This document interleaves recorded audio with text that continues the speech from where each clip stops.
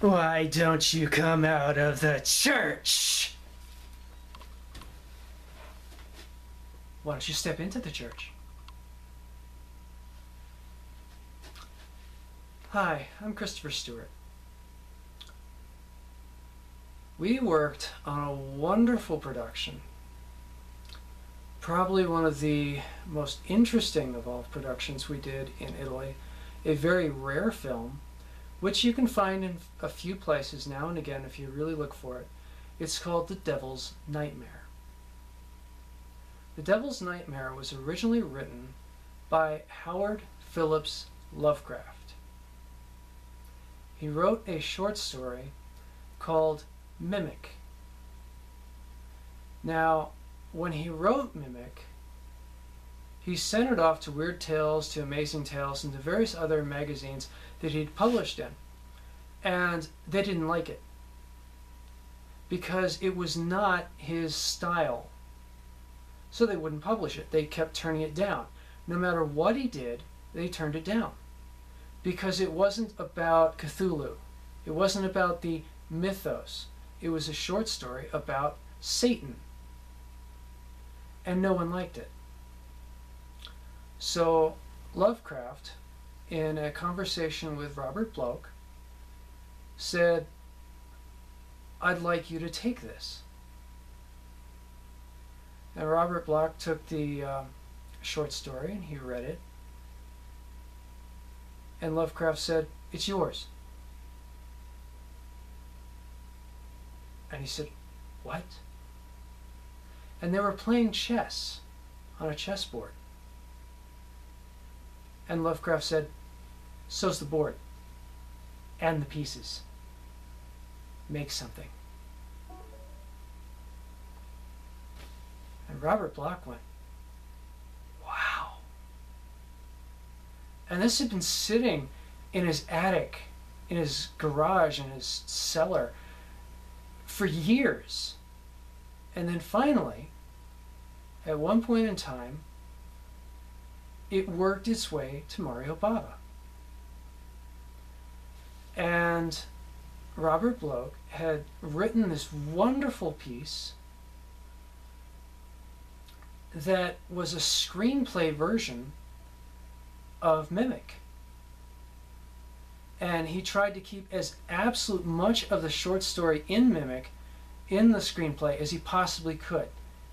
He didn't want to call the film Mimic because that didn't make sense. But he brought the whole thing together and he brought it to Bava. Well, while we were doing the Edgar Allan Poe Fest, we stumbled upon all of this, and we started looking at what we could do to make it happen. And we pulled actors from all over the world, and some of the top actors in film, left and right, all of them using stage names. Every single person in that film using a stage name.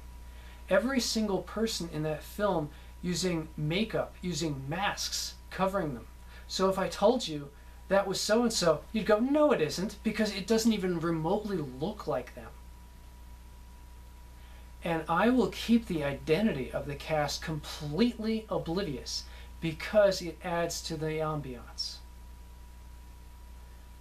The only persons I will say is that it, of course, included a wonderful actress from Psycho.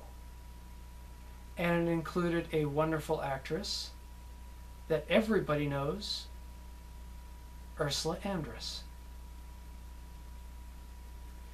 And I played the priest, and Ursula, which probably was the hardest of all mime acting I have ever done in my life. Ursula got into a full body prosthetic and cast the complete body head to toe and then stepped out of it. And they put me inside it, and I had to move exactly like she does. The director put a challenge to us so that no matter what, whether it was her or me in the rubber suit, the director didn't want to know which. The director didn't want to see which. He wanted it to be one. And the only actual way you can tell that it's two different things is simply the fact that I look slightly different in the rubber in the face. I look more demonic. And she looks more soft and quaint. And we did this entire thing. The chessboard that Lovecraft gave Bloch is in the film, along with the chess pieces. The original hand-carved Lovecraft pieces that were his Cthulhu, his Hastur, his whatever, were on the chessboard. And we were playing with these pieces in the movie. I forget what actual set we were on. We were in an incredible building. I don't remember where. Unfortunately, it's been over 30 years. I'm not that good at doing the commentary on this film. But it's absolutely remarkable. So remember, that happened in this room in 1936. And that happened in that room in 1948.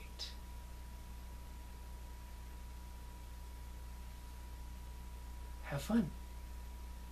Mimic the mime, the wondrous dancer, the spinning acrobat, the devil himself. Probably one of the only films that actor ever actually stepped off the stage to do, long enough to actually be photographed. He's probably one of the most famous actors in the world, and it's probably the only time anyone's ever seen him. So I also want to thank my sensei mime for his wonderful performance and for coming aboard and stepping in front of a camera so we could take a picture of him, so the world could know him.